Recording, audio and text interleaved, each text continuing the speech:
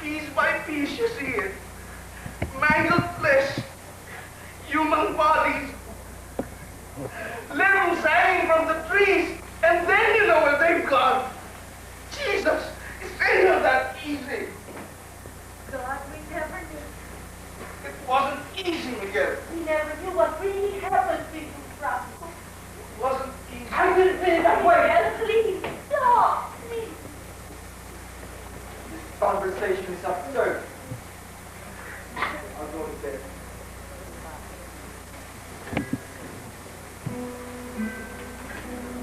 He's very tired. I don't understand. Please excuse us.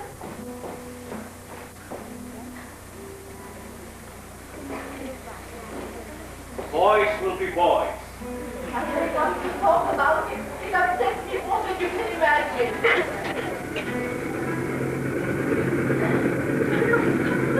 It's just a night stroll. Be calm, Mother. I'll get it. Come in. Good evening. May I come in? Captain Maroda. Oi! Omae tachi wo soto ni mare! Good evening. Good evening. I hope I am not intruding. Not at all. Do sit down. The more you know. To what do I owe this honor, Captain? Oh, no, there is no cause for alarm, sir. I'm glad to hear that. Would you care for a cup of coffee, Captain? You are very kind, but no thank you. I would have come in the morning, but I saw that you were still up. I can. We invite your son to be governor of this province. My son has not been active in politics this past couple of years, if you mean Frank. Oh, yes, yes. Durango's son, of course. Your other son is Roya, a professor in American University of Siriman. Yes. And you have another son, a medical student. My son, Captain. Somewhere in Camp of the Netherlands. Prisoner of war. I am so sorry to hear that. Ah, Durango-san. You were mayor of this municipality 3 years ago. That's right. And you were also candidate for governor in the last election. And I lost, as I'm sure J indicates. No less. Okay. You know, Franco, my friend, the Japanese imperial government has no intention of ruling this country. We are here only to liberate you from American imperialism and to establish greater relations of prosperity here. Therefore, we are helping you establish a government that is responsive to your Asian identity and your Filipino needs. We need men of your status and your credentials to run this government. I am not the man you need. You do not wish to participate in creating an independent Philippines? It is not every patriot's duty. Captain, we are under the protection of the United States of America. Ah. We are to be given our independence in a few years' time. America is our ally. America is your enemy! Ah, is your ally. That, Captain, is a matter of opinion. Tell me, do you really still trust America? Without question. Then tell me, where is the protection that America has given your country? The blood of America is upon our soil. Why then God bless America? You see, gentlemen, I have nothing against America. I was educated there. Oh? Oh yeah, at MIT. You know, Massachusetts Institute of Technology. I was 4 years there. An excellent institution. Then I hope you will not be offended by my curiosity, Captain. But do you think Japan's presence here is right? It is Japan's mission to liberate all of Asia. But is it right that Japan should come to that decision unilaterally? I am soldier of His Majesty's Imperial Army. It is not my privilege to question my government's political arm. But you have lived in democratic countries most of your life, Captain. Surely you understand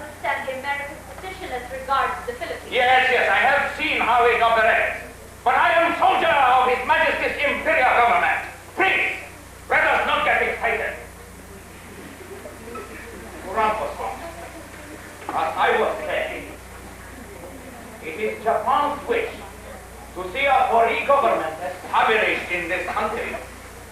When this government becomes stable, Japan will grant it total autonomy. We need men of your caliber to head this government. There are others better suited for the job, Captain. We believe you are the man for the job. Your brother or father was governor for many years before his election to National Assembly, which he served for many terms before most unfortunate stroke. My father died of stroke.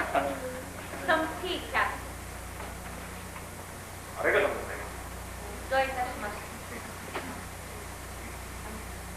You know, Kuranko-san, you should follow in father's footsteps. You belong to strong political dynasty. You have many followers, sympathizers, people who await only your word. You are the man for the job. Thank you, Captain, but I do not want your job. I am sorry to hear that. I wish you to think about this. We will talk about this again. I'm sorry, Captain, but it seems you've wasted your time. Oh, no. Not entirely. I have come for another little matter as well. What is it? The High Command, Major General Session, has directed me to requisition for your house. Amanda. The High Command has chosen your house to become his provincial residence. Why confiscate this particular house, Captain? There are many other fine residences much closer to your headquarters. This house is in the heart of the city. It is an ideal location. It faces the church, the crossroads, the marketplace, the terminal. It even has an excellent view of the harbor. Yes, this house is most perfect place for general session. Very well. We shall vacate the house. Oh, no. That will not be necessary. This is a very large house. You are welcome to stay in a part of it. Thank you for your generosity, Captain. But we are ready to give it up for your use. Oh, no, not my use. For General Fisher, you understand. Incidentally, do you own the drugstore below? Yes, my other daughter-in-law is a pharmacist. Good. The High Command has further instructed me to requisition for all the drugs and supplies that you have. You are not to sell any more drugs to the public. Needless to say, the High Command will give you a receipt for the house and the drugs to be redeemed by His Majesty's Imperial Government. As you wish. One last thing. The Cadillac in the garage. Take it. Thank you. When will you need the house, Captain? As soon as High Command returns from Manila, in a week's time, We shall be out of here before then. please, that will not be necessary. I insist, Captain. I'm sure the High Command would appreciate having some privacy and freedom of movement. Very well. In you instead. Now that everything is settled, I will bid you good evening. Oh, Uranko-san, you will please see me at headquarters tomorrow at 9 o'clock in the morning. You will not fail. Good night, Captain. What are we to do, Carlos? Why are they doing this to us? They can't do this to us. There is nothing we can't do. Are you going to see him tomorrow? Do I have any choice? I'm going to see him, no. As to his proposal, many have declined as I did when they told of him. We are none the worse for it. You don't have to tell me that, Father. Glad to hear that. Come, Amanda. I'm very tired.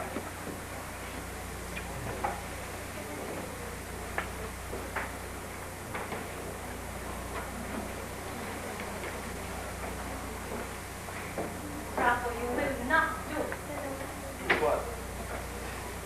Love me.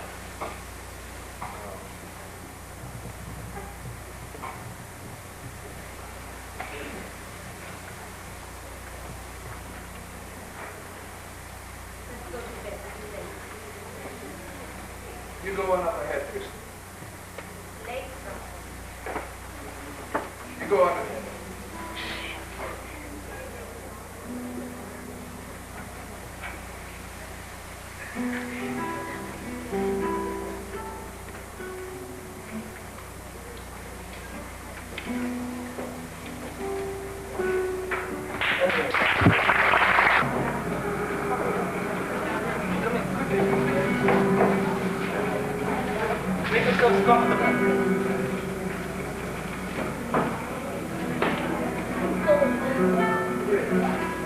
take this. When the rain didn't happen, I prayed to God that the rain would stop tonight. Are they all right? Yes, sir. You shouldn't, child. Come. I am Emilio. Emilio? Sir, don't you remember me? Emilio Arroyo? Oh, yes, Emilio. So you joined the guerrillas, too? Yes, sir, with Professor Santa Maria. Good, Who is Miguel? Does he get you that food there? Hi, ma'am. Is there enough rice? I Yeah, know I will not worry about him. Excuse me, sir, but I have to get back. Does anyone know they're here? Were you seen? All right, be careful. Don't do Professor it. Santa Maria instructed me to see you and give my friend him to you. I understand you want her to stay with you if it does not cause you any inconvenience. She may stay for that. Thank you very much, ma'am. I know you, don't I? I am a student at the university. I boarded Shannon Hall. Oh, that's right. No wonder you look familiar. My name is Marisa Gutierrez. I evacuated along with the other students to the Malabao campsite. Where are you from, Marisa? Davao City. Her parents were supposed to fetch her from the university when the war broke out, but they never came. They might have been killed. They bombed Davao. Oh, I think they're all right. Maybe they couldn't come for lack of transportation. When American teachers evacuated to Malabo, they took her with them, together with Siam students. How are they doing over there? The jobs were in Malabo the other night and they raced into the ground. Oh, my God. What happened? Captain Santa Maria wasn't there when it happened. Otherwise, I'm sure you would have gotten all those jobs. Everyone had already got to sleep. And the jobs all over the place. There was a lot of fire that they set the camp ablaze. How did you manage to We escape? were not right there when it happened. I was on watch, about 500 meters away. Just before it happened, Marisa came to bring me some hot salabat and she was on her way back when it happened. They came on foot. They must have come on foot because there were no sounds. No sounds at all, and no light. And suddenly, they started firing. And people were shouting and screaming. From where I hid, I could see them rushing out of their huts. Their hands over their heads. And the soldiers were shouting and shoving and screaming. Then the soldiers set the first hut on fire and spread into a flaming circle around the camp.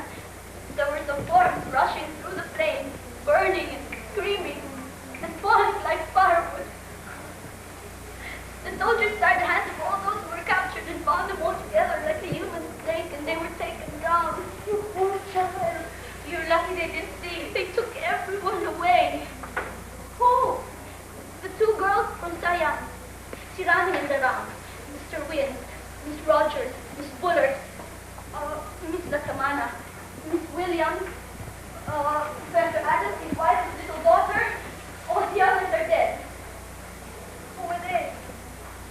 I don't know. I can't remember everyone.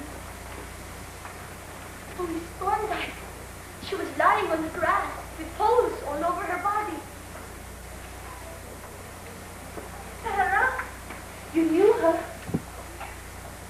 She was my friend. I didn't know what to do. I crouched on the ground and waited for the boys to through distance. Then I crawled back to the camp. It was all in flames.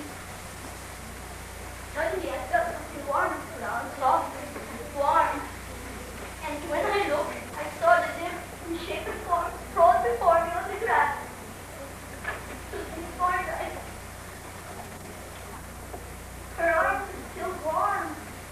Her clothes all washed in blood. And her eyes were cold. Her eyes stared up at me. A cold, fixed stare. Oh, she was so close. She was staring at me with some rifle inside all over.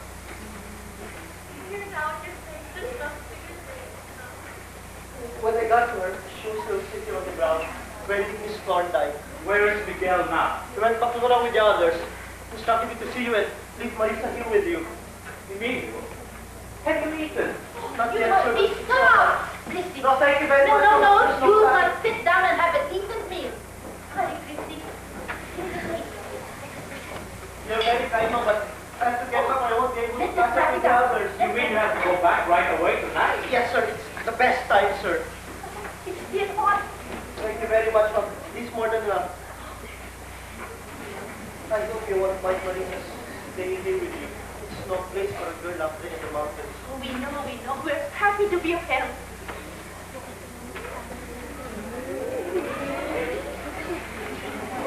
I need enough attention. I think plainly told you. Don't worry about anything. You'll be fine. I'll be okay. No. They won't stop us. They burn everyone. They killed everyone. We will get them and we'll drive them all out. You'll see. Now, I want you to stay here. Take care of yourself. Take care of yourself for me.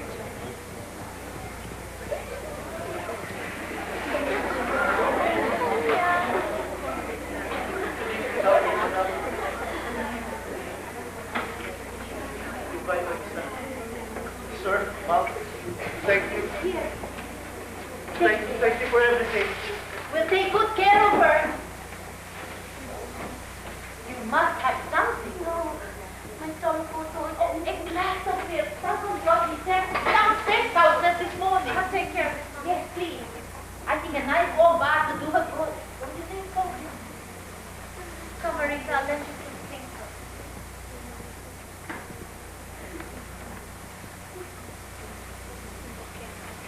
Have a good night.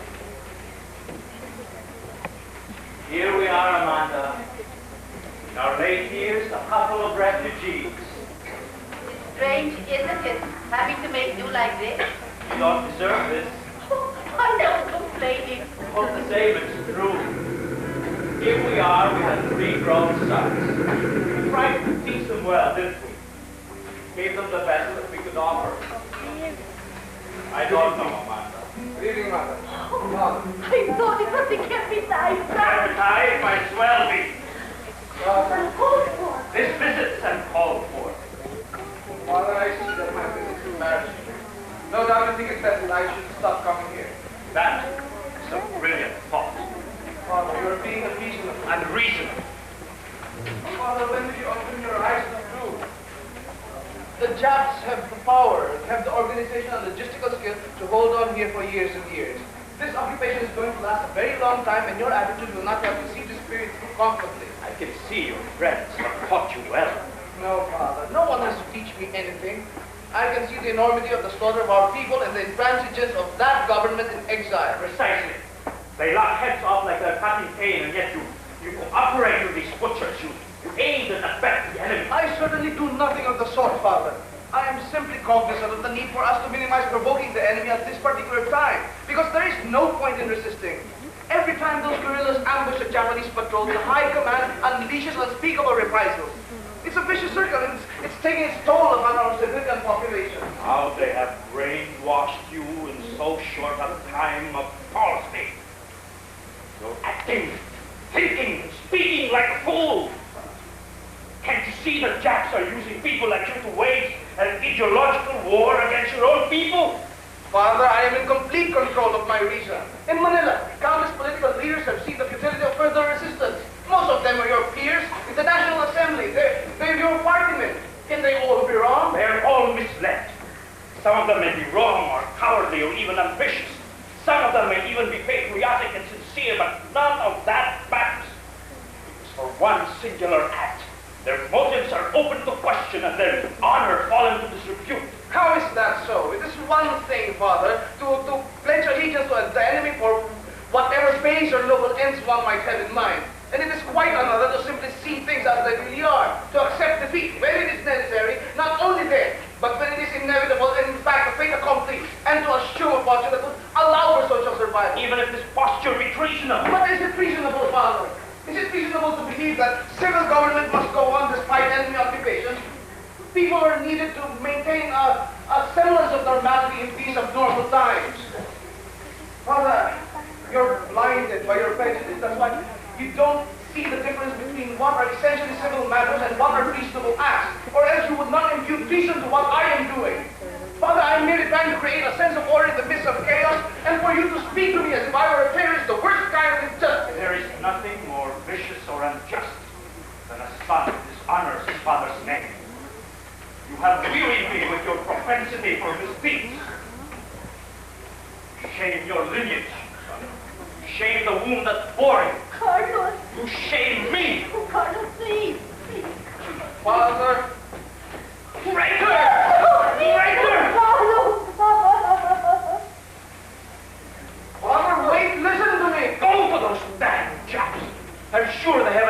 for you. Father, I demand that you listen to me. I am your son. My son! You call yourself my son? My sons are in those hills. The Jack torture camps in Dulaang. I have no son who is a traitor. I disown you. I swear to God, I disown you.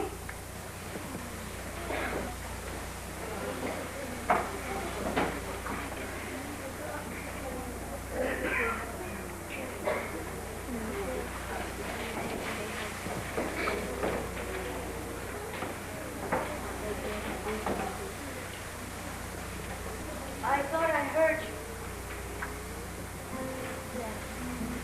You heard everything.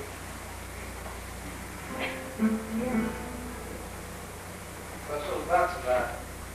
It's not too late, Franco. It's possible for a man to remain aloof and have a good chance of survival. For others, perhaps, but not for me. But why? Why must you be different?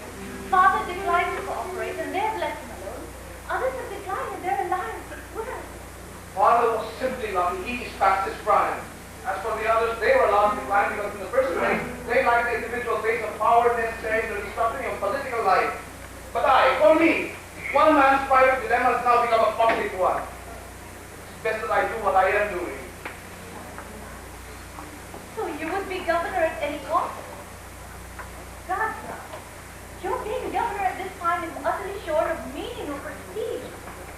I'm sorry for that. I really am. You can certainly read complex motivations into what's actually a very simple act. My only aim is to serve the people's best interests. That's a lot of bullshit. Don't provoke me, Chris. You know, I get vicious when you provoke me.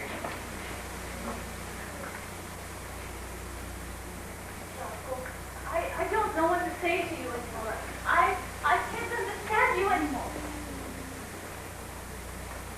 Well, how can I understand what makes this position so important that you would risk everything you have for it? You wouldn't understand if I told you, much less believe. That's the trouble. You never bother to explain yourself, and yet you're essentially known as misunderstood. You have no humility. A man is not a man until he's able to see himself as he is, until he allows others to see himself as he is. What are you insinuating?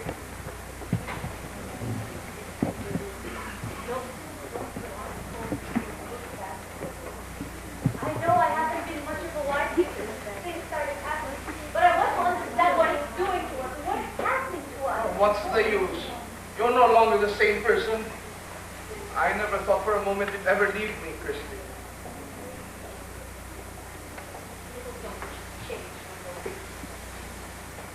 Franco, how can we go on? One cannot live in a marriage sustained by distrust. I cannot cope with the differences that divide what we believe in. Your visions, they frighten me. I have my own ghost to contend with, Chris. I no longer even know what to do. You think I wanted this? When Miguel ran to the hills, he left me no other choice. Sachet warned me he'd get the family if I didn't accept. So many times I tried to tell myself that maybe he didn't mean it. But what if he did? What if he did mean it? I was afraid. What if he did mean it? How could I take a chance on your lives? But surely you can do something. Can you speak to Captain Haroda? It's not like the rest of us. Sachet doesn't listen to Haroda. Sachet doesn't listen to anyone. That man is a maniac. Thinks he owns the world, just around like a sailor. Then is this how it will always be? Will the atrocities, the injustices just go on day after day without end? Maybe one day people will just stop caring. You will no longer be shocked. I want you back. I understand you now. However, I cannot go back to you. But why? But how can I? With Mom and Dad Sullivan in the torture chamber. What's that got to do with me, with us? I didn't put them there. But they know, Franco. They know you're working for them. Oh, I can't do that to them, Franco. I owe them my life. If it weren't for them, I would have ended up in a garbage dump. My mother didn't want.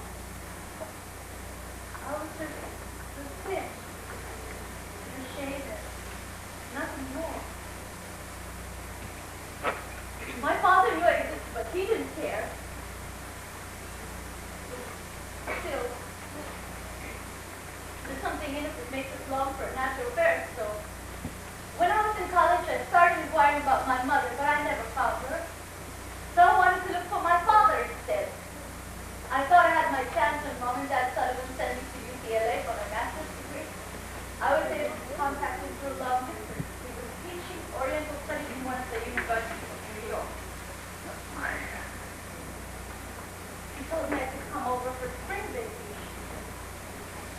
So, I did some typing jobs for the other students and some babysitting to earn money for my trip to New York. God, I even washed dishes in the cafeteria. I wrote him about the exact day I was arriving, but when I got there, I found out the theater signed 2 weeks before I came, and nobody could tell me where I could find it. Can you imagine that? I worked and I saved and traveled 3,000 miles for nothing. Because that fucking son didn't want to see me. And because he didn't have the decency to tell me so, it saved me all the time, all the trouble and the trauma.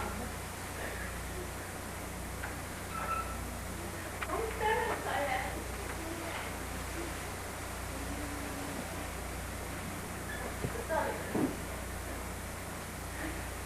They loved me, they took care of me, and I was... Chris, if you explain to them, I'm sure Mom and Dad will see my position. You can't do it, Papa. After what they've gone through, what is yet to come? I can't bear to do it.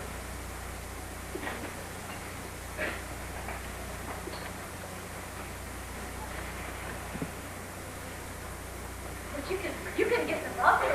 You can get them out for me. Chris, I would have done